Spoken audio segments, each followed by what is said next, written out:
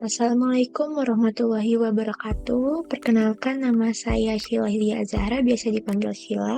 Saya merupakan mahasiswi dari program studi RPL D4 Kebidanan Poltekkes Kemenkes Tasikmalaya Cirebon. Di sini saya akan menjelaskan mengenai leadership, terutama kepemimpinan dalam kebidanan. Selanjutnya, yang pertama mari kita bahas untuk kepemimpinan. Jadi, kepemimpinan ini secara umum didefinisikan sebagai kemampuan dalam kesiapan yang dimiliki oleh seseorang untuk dapat mempengaruhi, mendorong, mengajak, menuntun, menggerakkan, mengarahkan, dan bahkan memaksa orang ataupun kelompok agar menerima pengaruh tersebut sehingga dapat membuat sesuatu yang dapat membantu tercapainya suatu tujuan tertentu yang telah ditetapkan secara efektif dan efisien. Next, selanjutnya ini ada gaya kepemimpinan. Apa sih gaya kepemimpinan? Jadi gaya kepemimpinan ini merupakan gaya untuk mempengaruhi, membujuk seseorang atau bawahannya untuk mencapai suatu tujuan bersama dalam suatu organisasi. Jadi pemimpin ini harus dapat memilih gaya kepemimpinan sesuai dengan situasi yang ada. Jika gaya kepemimpinan yang diterapkan benar dan tepat, maka akan dapat mengarahkan pencapaian tujuan organisasi maupun perorangan. Di sini ada 4 gaya kepemimpinan, ada direktif, suportif, partisipatif, dan berorientasi pada hasil. Jadi untuk gaya kepemimpinan direktif ini merupakan kepemimpinan yang memberitahukan kepada bawahan apa yang diharapkan dari mereka. Dan memberitahukan jadwal kerja yang harus disesuaikan dan standar kerja, serta memberikan bimbingan secara spesifik tentang cara-cara menyelesaikan tugas tersebut. Termasuk di dalamnya aspek perencanaan, organisasi, koordinasi, dan pengawasan. Lalu selanjutnya ada kepemimpinan suportif. Di sini pemimpin bersifat ramah dan menunjukkan kepedulian ataupun kepedulian akan kebutuhan bawahan. Ia juga memperlakukan semua bawahan sama dan menunjukkan tentang keberadaan mereka, status dan keluhan-keluhan pribadi sebagai usaha untuk mengembangkan hubungan interpersonal. Jadi untuk suportif ini lebih ke hubungan interpersonal antara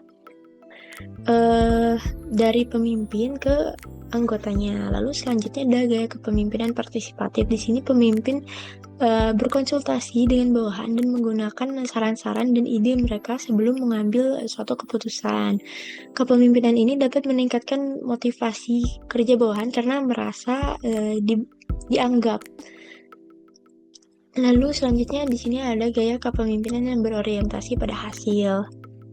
Gaya kepemimpinan di mana pemimpin menetapkan tujuan yang menantang dan mengharapkan bawahan untuk berprestasi semaksimal mungkin serta terus-menerus mencari pengembangan prestasi dalam proses pencapaian yang terbaru sesuai dengan tujuan. Lalu di slide selanjutnya ada tipe-tipe kepemimpinan. Di sini tipe kepemimpinan merupakan klasifikasi atau kategori yang digunakan untuk menggambarkan gaya, pendekatan ataupun karakteristik kepemimpinan yang berbeda-beda. Apa sih bedanya dengan gaya kepemimpinan yang tadi? Jadi kalau tipe kepemimpinan ini merupakan bentuk ataupun pola dari kepemimpinan seseorang pemimpin yang di dalamnya ini diimplementasikan beberapa perilaku sebagai pendukungnya. Sementara kalau gaya itu lebih menekankan kepada perilaku ataupun cara yang dipilih ataupun digunakan oleh seorang pemimpin dalam mempengaruhi pikiran, sikap, dan perilaku anggotanya. Di sini ada 6 tipe kepemimpinan. Yang pertama ada kepemimpinan demokratis. Kepemimpinan ini ditandai dengan adanya partisipasi dalam penentuan tujuan serta perpaduan berbagai pendapat ataupun pikiran untuk menentukan cara-cara terbaik dalam pelaksanaan pekerjaannya dan untuk memenuhi tujuan dari organisasi tersebut. Di sini tipe kepemimpinan ini mendorong adanya inisiatif bawahan dan di samping itu juga bersifat terbuka ditandai dengan adanya proses diskusi dan pengawasan. Lalu selanjutnya ada kepemimpinan otoriter. berbeda dengan yang tadi ya, kalau yang ini itu mempunyai tipe yang selalu menganggap bahwa kekuasaan yang sah itu adalah milik si pemimpin, sehingga dia menganggap bahwa hak untuk memerintah dan mengendalikan orang lain itu berada di tangannya. Lalu selanjutnya ada kepemimpinan bebas atau laissez-faire leadership. Di sini tipe kepemimpinan ini berpandangan bahwa anggota sebuah organisasi dapat membuat keputusan secara mandiri serta dapat mengurus dirinya sendiri dengan sedikit mungkin.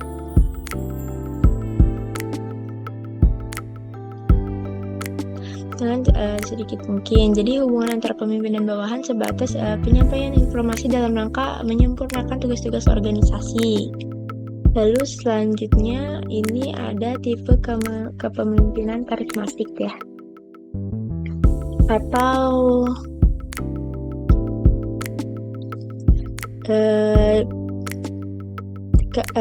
tipe karismatik ini menerapkan pada karakteristik dari kualitas pemimpin yang cukup istimewa sehingga mampu menciptakan kepatuhan dari para pengikutnya. Kepemimpinan ini memiliki kekuasaan yang kuat serta dipercaya oleh pengikutnya berdasarkan wibawa dan daya tarik yang dimiliki oleh seorang pemimpin tersebut. Lalu selanjutnya ada kepemimpinan kebapakan atau paternalistic leadership. Di sini berarti tipe kepemimpinan ini merupakan yang perannya diwarnai oleh sikap kebapakan dalam arti bersifat melindungi, mengayomi, dan menolong anggota organisasi yang dipimpinnya.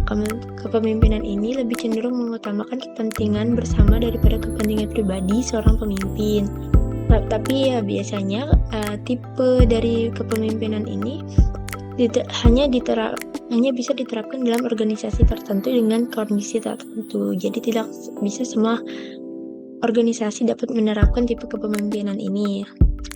Selanjutnya ada kepemimpinan ahli. Di sini didasarkan pada keterampilan tertentu yang dimiliki oleh seorang pemimpin sesuai dengan bidang tugas yang dijalankan. Jadi dalam kepemimpinan ahli ini harus memiliki profesionalisme yang diperoleh baik dari jenjang pendidikan tertentu maupun dari pengalaman pribadi seorang pemimpin itu sendiri. Selanjutnya di sini ada kepemimpinan dalam kebidanan.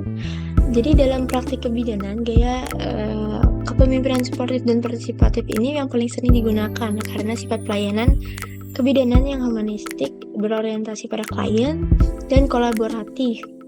Lalu sementara untuk tipe kepemimpinannya ini yang biasa digunakan itu tipe demokratis dan ahli, karena menjadi fondasi kepemimpinan efektif dan dalam konteks klinis, edukatif, dan komunitas. Baik, terima kasih. Mungkin itu saja yang dapat saya sampaikan. Kurang lebihnya mohon maaf. Wassalamualaikum warahmatullahi wabarakatuh.